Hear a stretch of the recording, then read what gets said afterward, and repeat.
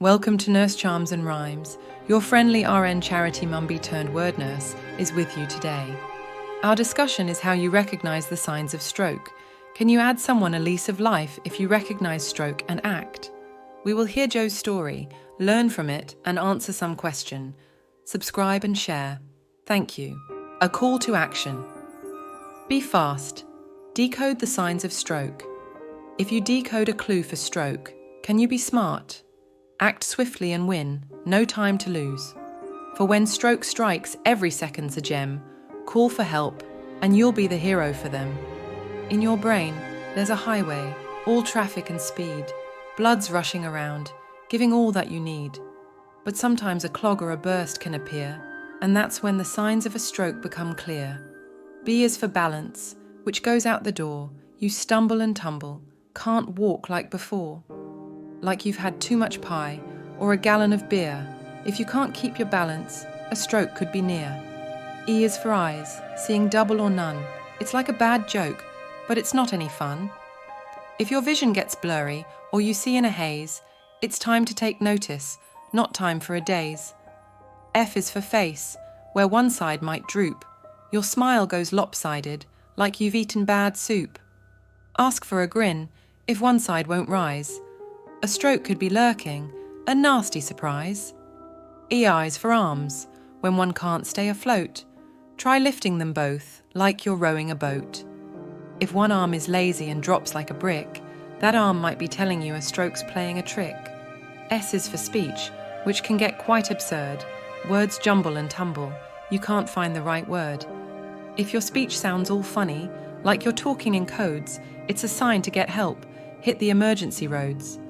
The race against time, when stroke strikes. T is for time, which is ticking away. Every second counts, so don't you delay. These are important timelines. Within 3 hours, the most effective treatment window for clot-busting drugs. Within 4.5 hours, still within the time frame for some treatments. After 6 hours, options for intervention start to decrease significantly. Listen to Joe's silent struggle and try this mind teaser at the end. Use the comments section to write your answers. In a busy town where life did thrive, lived a young man, Joe, in his 48th stride, full of vigor, strength, and cheer, yet unaware of a silent fear. Joe took 1 or 2 for the road and a vape here and there. He thought he was fine, felt his choices were right.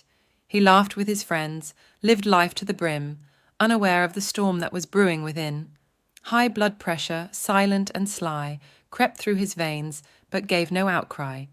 No headaches, no signs, just the usual beat. Yet inside his body, it quietly did cheat. Then one fateful day, Joe's world spun around. He fell to the floor, with a terrible sound. They lifted him. He couldn't carry his weight. His arm couldn't carry the gravity, mumbled his name. Rushed to the hospital, Joe lay in dismay, his family around him, their faces all grey. The doctor explained with a calm, gentle voice, "High blood pressure's the culprit, you had no choice."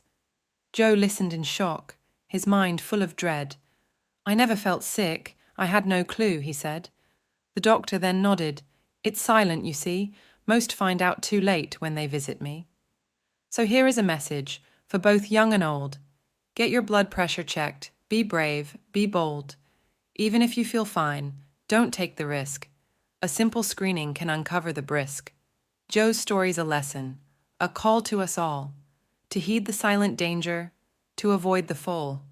Get screened, stay aware, take control of your fate. For a healthier life, don't leave it too late. Here is the quiz.